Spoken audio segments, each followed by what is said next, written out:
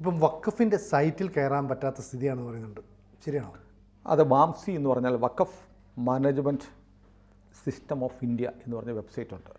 അതിൽ ഇന്ത്യയിൽ എവിടെയൊക്കെ ഏതൊക്കെ ഭൂമി വഖഫിന് അവകാശപ്പെട്ടതാണ്, വഖഫ് അവകാശപ്പെടുന്നതാണ് എന്ന് കാണിക്കുന്നതാണ് ഈ സൈറ്റ്. അത് എല്ലാ സ്റ്റേറ്റിലെയും ഉണ്ട്. അപ്പോൾ കേരളത്തിലെ വഖഫ് ബോർഡും അവർക്ക് അവകാശമുള്ള അവരവകാശവാദം ഉന്നയിക്കുന്ന വസ്തുവകളുടെ വിവരങ്ങൾ ഈ സൈറ്റിലേക്ക് കൊടുക്കും. അങ്ങനെയാണ് ഓൾ ഇന്ത്യ ലെവലിൽ ഈ സൈറ്റ് ഉള്ളത്. അപ്പോൾ നമ്മളൊക്കെ ഈ സോഷ്യൽ മീഡിയയിലൂടെയും നമ്മൾ ഉൾപ്പെടെയുള്ള മാധ്യമങ്ങൾ ഇന്നലെയും മിനിഞ്ഞാന്ന് തൊട്ട് നമ്മൾ ഈ സൈറ്റിനെ കുറിച്ച് പറഞ്ഞു, പ്രേക്ഷകരെ നിങ്ങൾ കയറി നോക്കണമെന്ന് പറഞ്ഞു. അങ്ങനെ നോക്കിയപ്പോഴാണ് തിരുമല ദേവസ്വത്തിൻ്റെ വൈക്കത്തുള്ള 10 ഏക്കർ വഖഫിൻ്റെ ആണെന്ന് അവർ അവകാശപ്പെട്ടതാണെന്ന്, എന്തിന് കണ്ണൂരിലുള്ള മിലിറ്ററിയുടെ 38 ഏക്കർ വഖഫിൻ്റെ ആണെന്ന് അവകാശപ്പെട്ടിരിക്കുന്നത് കണ്ടെത്തിയിരിക്കുന്നു. അങ്ങനെ വല്ലാത്ത ആശങ്ക വന്നു. ആളുകൾ കൂട്ടത്തോടെ ഈ സൈറ്റിലേക്ക് കയറുമ്പോൾ ഇന്നലെ മുതൽ സൈറ്റിൽ കയറാൻ പറ്റുന്നില്ല. അതൊരുപക്ഷെ വളരെ ആശങ്കയോടെ ആളുകൾ കയറിയത് കൊണ്ടാണോ എന്നറിയില്ല, അതോ ഇനി മനഃപൂർവ്വം ഇനി എന്തും നോക്കി എങ്ങനെ കാണണ്ട മനസ്സിലാക്കണ്ട എന്ന് ആരെങ്കിലും തീരുമാനിച്ചത് കൊണ്ടാണോ എന്നറിയില്ല. ഏതായാലും നമുക്ക് ഇന്നും പരിശോധിക്കാം ഈ സൈറ്റിൽ കയറാൻ പറ്റുന്നുണ്ടോ. പക്ഷേ സുതാര്യമായി കാര്യങ്ങൾ ചെയ്യണമെന്നുള്ള കേന്ദ്ര സർക്കാരിൻ്റെ വ്യവസ്ഥ പ്രകാരമാണ് ഈ സൈറ്റിലേക്ക് അപ്ഡേഷൻസ് കൊടുക്കുന്നത്. അത് ഒരുപക്ഷെ കേരളത്തിലെ നിന്നുള്ള ഡീറ്റെയിൽസ് ഇനി ആരും കാണണ്ട എന്ന തരത്തിൽ മറച്ചു വെച്ചതോ പതുക്കി വെച്ചതോ ആണോ എന്നുള്ള സംശയം പ്രബലമാണ്, വ്യാപകമാണ്. അത് വരും ദിവസങ്ങളിൽ വ്യക്തമാകും. വഖഫ് ബോർഡ് ഇതിന് മറുപടി പറയണം, എന്തുകൊണ്ടാണ് ഈ സൈറ്റിലേക്ക് ആളുകൾക്ക് കയറാൻ പറ്റാത്തത്. ഇനി വഖഫ് ബോർഡ് ഇതുവരെ പ്രസിദ്ധീകരിച്ച സൈറ്റിൽ നിന്ന് കിട്ടിയ ചില വിവരങ്ങൾ പറയാം. കേരളത്തിൽ ഇതുവരെ 53,290 സ്ഥാവര വസ്തുക്കൾക്ക് വഖഫ് അവകാശവാദം ഉന്നയിച്ചിട്ടുണ്ട്. 53,290 സ്ഥാവര വസ്തുക്കൾ. അതിൽ 1008 എണ്ണം കേസിലാണ്. എന്ന് പറഞ്ഞാൽ ഈ 53,290 പ്രോപ്പർട്ടി കേരളത്തിൽ ഉടനീളം കാസർഗോഡ് ഇതുവരെ വഖഫ് അവകാശവാദം ഉന്നയിച്ചിട്ടുണ്ട്. നവംബർ 13 മിനിഞ്ഞാന്ന് വരെയുള്ള കണക്കാണ്. ഈ സൈറ്റിൽ കയറാൻ പറ്റുന്നതിന് മുമ്പ് വരെയുള്ള കണക്കാണ്. പക്ഷേ അതിനുശേഷം പിന്നെ 2 ദിവസം കൊണ്ട് ഒരുപാട് കൂടുമെന്നുള്ള ചോദ്യത്തിന് വലിയ പ്രസക്തിയുണ്ട്. കാരണം വഖഫിന് ഏത് ഭൂമി എപ്പോൾ വേണമെങ്കിലും ക്ലെയിം ചെയ്യാം. നിലവിലുള്ള നിയമപ്രകാരം അവർക്ക് തോന്നിയാൽ ഏത് ഭൂമി എടുക്കാം, അമുസ്ലിമിൻ്റെ എടുക്കാം. കാരണം നോൺ മുസ്ലിമിനും വഖഫ് ചെയ്യാമെന്ന് പറഞ്ഞിട്ടുള്ളതുകൊണ്ട് ക്രിസ്ത്യാനിയുടെയും ഹിന്ദുവിൻ്റെയും സിഖുകാരൻ്റെയും ഒക്കെ ഭൂമി അവർക്ക് അവകാശപ്പെടാം ഈ നിയമപ്രകാരം. പിന്നെ ഹിന്ദുക്കളും ക്രിസ്ത്യാനികളും വാടകയ്ക്ക് കൊടുത്തിരിക്കുന്ന കെട്ടിടങ്ങൾ, ഭൂമികൾ ഒക്കെ വേണമെങ്കിൽ അത് ഉപയോഗിച്ചുകൊണ്ടിരിക്കുന്ന മുസ്ലിമുകൾക്ക് ഞാൻ വഖഫിന് കൊടുത്തിരിക്കുന്ന ഒരു രേഖ ഉണ്ടാക്കിയാൽ, വാക്കാൽ പറഞ്ഞാൽ ബൈ യൂസ്, വഖഫ് ബൈ യൂസർ എന്ന വ്യവസ്ഥ പ്രകാരം വഖഫിൻ്റെ ആകാം. അപ്പോൾ ഈ 53,290 5 ലക്ഷം ആകാൻ വലിയ താമസമൊന്നും വരത്തില്ല. കാരണം ആ നിയമം ദുരുപയോഗം ചെയ്താൽ ആരുടെ ഭൂമിയും വഖഫിൻ്റെ ആയിട്ട് മാറും. ഇതാണ് അവസ്ഥ. ഇതിനകത്ത് ഏറ്റവും രസകരമായ ഒരു കാര്യം, നമ്മുടെ കേരളത്തിൽ ക്രൈസ്തവർ ഏറ്റവും കൂടുതലുള്ള ജില്ല ഇടുക്കിയാണല്ലേ. ഇടുക്കിക്കാരുടെ ഒരു സന്തോഷ വാർത്ത പറയാം. ഇടുക്കി ജില്ലയിൽ 227 പ്രോപ്പർട്ടി ഇതിനകം വഖഫ് നോട്ടിഫൈ ചെയ്തിട്ടുണ്ട്. അപ്പോൾ ഉടനെ ഇപ്പോൾ നോട്ടീസൊക്കെ വന്നോളും. അപ്പോൾ അത് സന്തോഷത്തോടെ നിങ്ങൾ മലമ്പ്രദേശത്തേക്ക് വഖഫ് വരില്ല എന്ന് കരുതുന്ന ഇടുക്കിക്കാർക്കുള്ള ഒരു സമ്മാനമാണ്. ഇതുവരെ കേരളത്തിൽ വഖഫ് എടുത്തിരിക്കുന്നതിനകത്ത് 10,841 ഭൂമി കൃഷിഭൂമിയാണ്. അതിൽ നമ്മുടെ എറണാകുളത്തെ മട്ടാഞ്ചേരിയിലുള്ള തിരുമല ദേവസ്വത്തിൻ്റെ 10 ഏക്കറുണ്ട്. ഇനി ഏതെല്ലാം ദേവസ്വത്തിൻ്റെ ഉണ്ടെന്നുള്ളത് ഈ സൈറ്റിലൂടെ പോയാലേ അറിയാവുള്ളൂ. പക്ഷേ സൈറ്റിൽ കയറാൻ പറ്റുന്നില്ല. സൈറ്റിൽ എന്തുകൊണ്ടാണ് കയറാൻ പറ്റാത്തതെന്നതിൻ്റെ കാരണം ഒരുപക്ഷെ ഇതൊക്കെ ആയിരിക്കും. കണക്കെടുക്കുമല്ലോ ആളുകൾ. അങ്ങനെ കണക്കെടുക്കണ്ട. അങ്ങനെ കേരളത്തിൽ ഈ പറഞ്ഞ പോലെ വർഗീയ ധ്രുവീകരണം ഉണ്ടാക്കാൻ നോക്കണ്ട. നമ്മൾ ഈ കണക്കൊക്കെ പറയുന്നത് വർഗീയ ധ്രുവീകരണം ഉണ്ടാക്കുകയാണ്. നമ്മുടെ കാര്യമാണ് പറയുന്നത്. നമ്മൾ അധ്വാനിച്ചുണ്ടാക്കിയ അതല്ലെങ്കിൽ നമ്മുടെ അപ്പനപ്പൂപ്പന്മാർ അധ്വാനിച്ചുണ്ടാക്കി നമുക്ക് കൈമാറി തന്ന പ്രോപ്പർട്ടി വഖഫ് കൊണ്ടുപോകരുത് എന്ന് ഞങ്ങൾ ആഗ്രഹിക്കുന്നു. അതെന്ത് വർഗീയതയാണ്? നമ്മുടെ വീഡിയോയുടെ താഴെയൊക്കെ വന്നിട്ട് വർഗീയത വിഷം വമിപ്പിക്കുന്ന 2 രാജവെമ്പാലകൾ എന്നൊക്കെ പറയുന്നുണ്ട്. ഇതിനകത്ത് എന്ത് വർഗീയതയാണ് പറയുന്നത്? ഞങ്ങൾ കണക്കാണ് പറയുന്നത് അല്ലേ? അതെ. അതുകൂടാതെ നമ്മുടെ ഭൂമി പോരുതെന്നാണ് പറയുന്നത്. ഇത് ബാക്കിയുള്ളവർ ഈ വെബ്സൈറ്റിൽ പോയി കയറി നോക്കിയിട്ട് നിങ്ങളുടെ ഭൂമി നിങ്ങളുടെ പേരിൽ തന്നെയാണോ എന്ന് പരിശോധിക്കണമെന്നാണ് പറയുന്നത്. ഈ കിരാത നിയമം മാറ്റണമെന്നാണ് പറയുന്നത്. അസുഖകരമായ സത്യങ്ങൾ വിളിച്ചു പറയുമ്പോൾ എവിടേക്കോ. കഴിഞ്ഞ ദിവസം ഒരു മഹാൻ്റെ പോസ്റ്റ് കണ്ടു. അതായത് മുസ്ലിങ്ങളൊന്നും പിടിച്ചെടുക്കുന്നില്ല, നിലവിലുള്ള നിയമപ്രകാരം ആണ് ഈ ഭൂമി വഖഫ് പിടിച്ചെടുക്കുന്നത്. നിയമം അനുസരിക്കാനുള്ള ബാധ്യത നിങ്ങൾക്കുണ്ട്. നിങ്ങളുടെ ഭൂമി പോകുമായിരിക്കും, പക്ഷേ ഈ രാജ്യത്തെ നിയമമാണ്, നിയമം നിങ്ങൾ അനുസരിക്കണം. എല്ലാ കാര്യത്തിലും തീർന്നില്ല. അതിൻ്റെ കൂടെ ഒരു വാചകം കൂടിയുണ്ട്.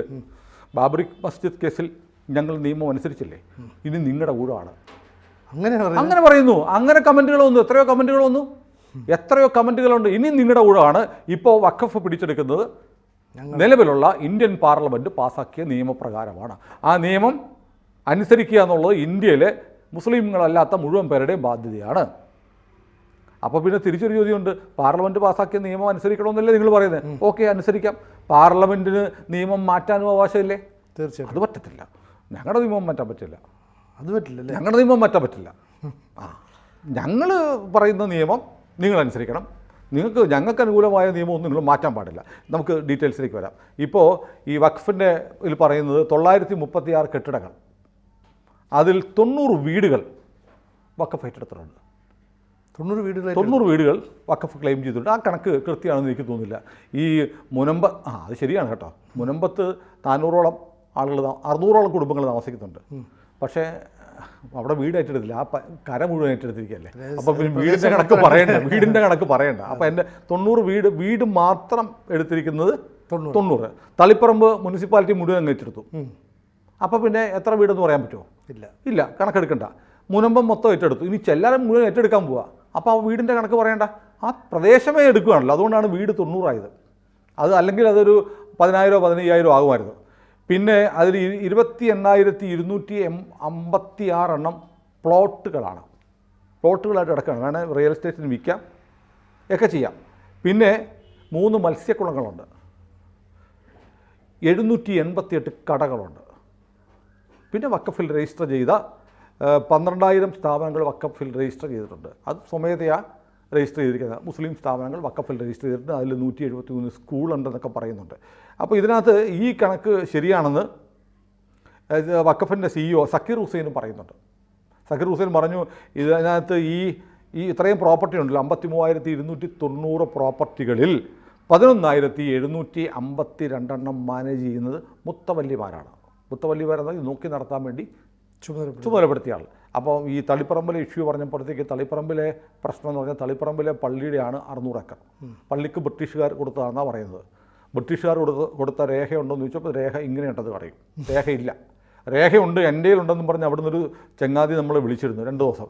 വിളിച്ചിട്ട് രേഖ കാണിക്കാവോ എന്ന് ചോദിച്ചപ്പോൾ അത് കാണിക്കില്ല എന്ന് പറഞ്ഞതിന് ശേഷം പുള്ളിയുടെ പൊടി പോലും ഇല്ല കണ്ടുപിടിക്കാൻ. പുള്ളി പിന്നെ വിളിയില്ല, ഒന്നുമില്ല. ഒരു CPM നേതാവാണ്. പുള്ളിയായിരുന്നു ഇവിടുത്തെ വഖഫ് സംരക്ഷണ സമിതിയുടെ സെക്രട്ടറി. അദ്ദേഹം വിളിച്ചിട്ട് നിങ്ങൾ പറയുന്നത് കുറേ കാര്യമുണ്ട്, കുറേ തെറ്റാണ്. എനിക്ക് ഒരു ഹിന്ദു കുടുംബം ഈ ബ്രിട്ടീഷുകാർ കൊടുത്ത ഡോക്യുമെൻ്റ് എനിക്ക് തന്നിട്ടുണ്ട്, എൻ്റെ കയ്യിലുണ്ടെന്ന് പറഞ്ഞു. അതൊന്നും തരാമെന്ന് ചോദിച്ചാൽ പുള്ളി തരൂല.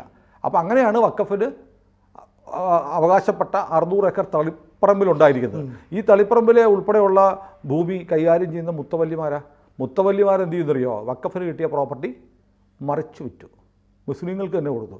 അങ്ങനെ പാവപ്പെട്ട മുസ്ലിങ്ങളും ഈ മുത്തവല്ലി കൊടുത്ത പ്രോപ്പർട്ടി വാങ്ങിച്ചിട്ടുണ്ട്. അവിടെ താമസിക്കുന്ന ആളുകൾക്കാണ് ഇപ്പോൾ ഒഴിപ്പിക്കൽ നോട്ടീസ് കിട്ടിയിരിക്കുന്നത്. പക്ഷെ മുത്തവല്ലിക്ക് എങ്ങനെ കിട്ടിയെന്ന് പറഞ്ഞാൽ ബ്രിട്ടീഷുകാരൻ്റെ കൈവഴി രേഖയാന്ന് പറഞ്ഞു. ആ രേഖയുണ്ടെന്ന് ചോദിച്ചാൽ രേഖയില്ല.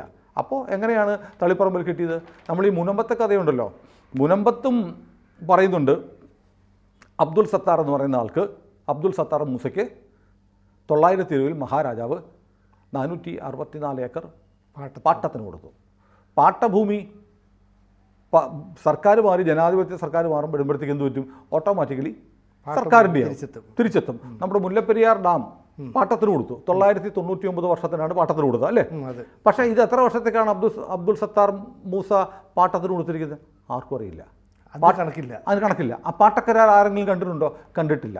ഇനി അബ്ദുൽ സത്താർ മൂസയ്ക്ക് പാട്ടത്തിന് കൊടുത്ത ഭൂമി സിദ്ദിഖ് സെട്ടു എന്ന് പറയുന്ന ഒരാൾ ഫറൂഖ് കോളന് കൊടുത്തു എന്നാണ് പറയുന്നത്. ആരാ സിദ്ദിഖ് സെട്ടു? എല്ലാവരും കരുതുന്നത് അബ്ദുൽ സത്താർ മൂസയുടെ മകനാണെന്ന് കരുതുന്ന ആളുകളുണ്ട്, അനന്തരവനാണെന്ന് കരുതുന്നവരുണ്ട്.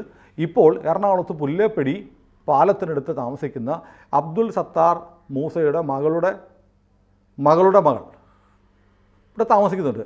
അവർ പറയുന്നത് ഞങ്ങളുടെ ആരുമല്ല സിദ്ദിഖ് സെട്ടു അല്ല. അപ്പോൾ അബ്ദുൽ സത്താറുമായി ഒരു ബന്ധമില്ലാത്ത ആള് ഈ സ്ഥലം കൊടുത്തു. സിദ്ദിഖ് സെട്ടു ഫറൂഖ് കോളേജിൽ കൊടുത്തു. അവിടെ തന്നെ പ്രശ്നമില്ല. ഒന്ന്, മഹാരാജാവ് കൊടുത്ത ഡോക്യുമെൻ്റ് ഇല്ല, അത് കാണാനില്ല. അങ്ങനെ മഹാരാജാവ് അബ്ദുൽ സത്താർ സെട്ടിന് കൃഷിക്ക് കൊടുത്തു എന്നിരിക്കട്ടെ, അതിന് കാലാവധി ഉണ്ടാവും, അതും ആ ഡോക്യുമെൻ്റ് ഇല്ല. ഇനി അബ്ദുൽ സത്താർ മൂസയുടെ കയ്യിലുണ്ടായിരുന്ന ഈ പ്രോപ്പർട്ടി എങ്ങനെ സിദ്ദിഖ് സെട്ടുവിന് വന്നു? ആരാ സിദ്ദിഖ് സേട്ടു? സിദ്ദിഖ് സേട്ടുമാണ് ഇപ്പോൾ ഫറൂഖ് കോളേജിന് കൊടുത്തിരിക്കുന്നത്. ആരാണ് സിദ്ദിഖ് സേട്ടു? അപ്പോൾ ഇതിനകത്ത് വലിയ ചതിയുണ്ട്. ഓരോ ഭൂമിയും, തളിപ്പറമ്പിലെ ഭൂമിയും ബ്രിട്ടീഷുകാർ കൊടുത്താന്ന് പറഞ്ഞ് രേഖയില്ല. ആ തളിപ്പറമ്പ് ടൗൺ മുഴുവൻ ആരുടെയാണ്? തളിപ്പറമ്പ് ജമായത്ത് പള്ളിയുടെയാണ്. രേഖയുണ്ടോ? രേഖയില്ല. അപ്പോൾ എങ്ങനെ ഭൂമി? ഇത് നമ്മൾ ഇതിനെ പറഞ്ഞു വഖഫല്ല, ലാൻഡ് ജിഹാദാണ്. ഇപ്പോൾ തുടങ്ങിയതല്ല, പണ്ടേ തുടങ്ങിയതാണ്. ടിപ്പു സുൽത്താൻ കേരളത്തിലേക്ക് നടത്തിയ ആക്രമണം അദ്ദേഹം ജിഹാദെന്നാണ് പറഞ്ഞിരിക്കുന്നത്. ആക്രമണം നടത്തി ഹിന്ദുക്കളെ മതം മാറ്റി മുസ്ലിങ്ങളാക്കുന്ന ജിഹാദിൻ്റെ ഭാഗമാണ്. അതുപോലൊരു ജിഹാദ് 1920 കിട്ടിയ ഭൂമിയുടെ കാലം മുതലേ ആരംഭിച്ചു. ബ്രിട്ടീഷുകാരുടെ കാലം മുതലേ ആരംഭിച്ചു. തളിപ്പറമ്പിൽ ഭൂമി മുഴുവൻ പിടിച്ചെടുത്തു. രേഖയുണ്ടോ? രേഖയില്ല. ഇവിടെ അബ്ദുൽ സത്താറിന് കൊടുത്ത രേഖയിൽ, മഹാരാജാവ് കൊടുത്ത രേഖയില്ല. എന്നിട്ട് സിദ്ദീഖ് സേട്ടു എന്ന് പറഞ്ഞാൽ ഒരു ബന്ധവുമില്ല, സത്താർ സേട്ടുവുമായി ഒരു ബന്ധവും ഇല്ലാത്ത ഒരു സിദ്ദീഖ് സേട്ടു അത് ഫറൂഖ് കോളേജിന് കൊടുത്തിരിക്കുന്നു. സത്യത്തിൽ ഇവിടെ ഒരു ക്രിമിനൽ ഫ്രോഡ് നടന്നിട്ടുണ്ടല്ലേ? അന്വേഷിക്കണം. എങ്ങനെ വന്നു? അബ്ദുൽ സത്താറിന് രാജാവ് കൊടുത്ത ഡോക്യുമെൻ്റ് എവിടെ? അതുപ്രകാരം അങ്ങനെ കിട്ടിയ ഭൂമി എങ്ങനെ സിദ്ദീഖ് സേട്ടുവിന് വന്നു? സിദ്ദീഖ് സേട്ടു എങ്ങനെ തൻ്റേതല്ലാത്ത ഭൂമി ഫറൂഖ് കോളേജിൽ കൊടുത്തു? ഇത് അന്വേഷിക്കണ്ടേ? ഇപ്പം ഇവർ തമ്മിലൊരു ബന്ധമില്ലെങ്കിൽ ഇതിനകത്ത് ഒരു ബന്ധവുമില്ല. കള്ളല്ലേ? ഫ്രോഡാണ്, മാഫിയാണ്, ലാൻഡ് ജിഹാദാണ്. ഭൂമി പിടിച്ചെടുക്കാൻ വേണ്ടി എന്തു നറേറ്റീവ്സ് ഉണ്ടാക്കി കള്ളത്തരം പറയും. ഇത് മതം സംരക്ഷിക്കാനല്ല, ഭൂമി പിടിച്ചെടുക്കാൻ വേണ്ടിയിട്ട്. 54,000 ഏക്കറാണ് കർണാടകയിൽ വഖഫ് ബോർഡിലുള്ളത്. വഖഫ് ബോർഡ് പിടിച്ചെടുത്തത്. അതിൽ 27,000 ഏക്കർ ആര് കൊണ്ടുവന്നറിയോ? കോൺഗ്രസിൻ്റെ മുൻ മുഖ്യമന്ത്രി ഉൾപ്പെടെയുള്ള കോൺഗ്രസ്സുകാർ. അതായത് ഈ ഭൂമി 54,000 ഏക്കർ ഭൂമി കർണാടക വഖഫ് ബോർഡിന് പിടിച്ചെടുക്കാൻ സഹായിച്ച കോൺഗ്രസ് സർക്കാരിലെ പ്രധാനികൾക്കെല്ലാം 27,000 ഏക്കർ ഭൂമി കൊടുത്തു എന്ന് അന്വേഷണ കമ്മീഷൻ റിപ്പോർട്ട് കർണാടക നിയമസഭയിൽ കഴിഞ്ഞ BJP സർക്കാരിൻ്റെ കാലത്ത് വെച്ചു. അതിനകത്ത് ഏറ്റവും കൂടുതൽ ഭൂമിയുള്ള ആർക്കാണെന്നറിയോ? AICC അധ്യക്ഷൻ ഖാർഗെക്കാണ്. അപ്പോൾ എങ്ങനെയാണ് കോൺഗ്രസ്സുകാർ വഖഫിനെ കൊണ്ട് ഭൂമി പിടിപ്പിക്കും? വഖഫിന് ചുമ്മാ നാട്ടുകാരുടെ ഭൂമി കിട്ടും. അപ്പോൾ അതിൻ്റെ കുറേ ഭാഗം പിടിച്ചെടുക്കാൻ സഹായിക്കുന്നവർക്ക് കിട്ടും. ലാഭ കച്ചവടമല്ലേ? 50-50 ഡീലാണ് ഇത്. അതുകൊണ്ടാണ് ഇത് ലാൻഡ് ജിഹാദാണ്, ഭൂമിക്കൊള്ളയാണ്, റിയൽ എസ്റ്റേറ്റ് മാഫിയാണ്. അപ്പോൾ അത് പറയുമ്പോൾ ഓർക്കുന്നുണ്ട് നമ്മുടെ ഈ മറ്റേ ഇതുണ്ടല്ലോ, സമസ്തയുടെ സെക്രട്ടറി ഉമർ ഫൈസി മുക്കം ഇന്നലെ പറഞ്ഞു, തൃശ്ശൂർ പ്രസംഗിച്ചു, മുനമ്പങ്കാരുടെ പ്രശ്നം തീരുവൊന്നുമില്ല. കാരണം ആ ഭൂമി വഖഫിൻ്റെയാണ്. ഒരിക്കൽ വഖഫിന് കിട്ടിയാൽ അതെന്നും വഖഫിൻ്റെ ആയിരിക്കും. അതുകൊണ്ട് നിങ്ങൾ അവിടെ നിന്ന് മാറ്.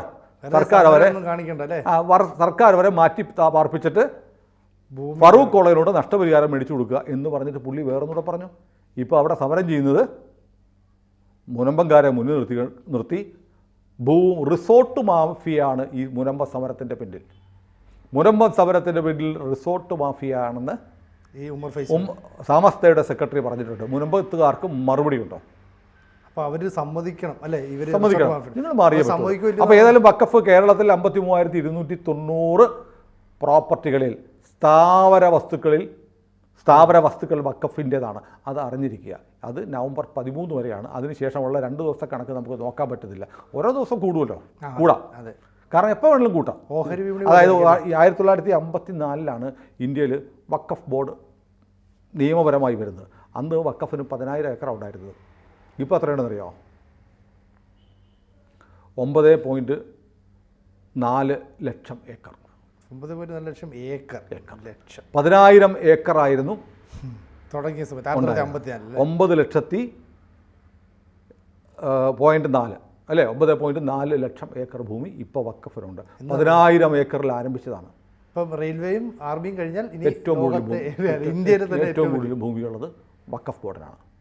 അത് കൂടിക്കൊണ്ടേയിരിക്കും. വഖഫിൻ്റെ കൈകളിൽ നീണ്ടു വരും. ആ കൈ വെട്ടണമെങ്കിൽ പാർലമെൻറ്റിൽ നിയമ ഭേദഗതി പാസ്സാവണം. അതിനെതിരെ നിലകൊള്ളുന്ന എല്ലാ രാഷ്ട്രീയ പാർട്ടികളും, എല്ലാ വ്യക്തികളും, എല്ലാ സംഘടനകളിലും ഈ രാജ്യത്തെ രാജ്യമാക്കാൻ ശ്രമിക്കുന്നവരാണ്. ഇസ്ലാമിക ഭരണം കൊണ്ടുവരാൻ ശ്രമിക്കുന്നവരാണ്. കൂടുതൽ വാർത്തകളും വിശേഷങ്ങളും നിങ്ങളിലേക്ക് എത്താൻ ABC മലയാളം സബ്സ്ക്രൈബ് ചെയ്യുക, ബെൽ ബട്ടണും അമർത്തുക.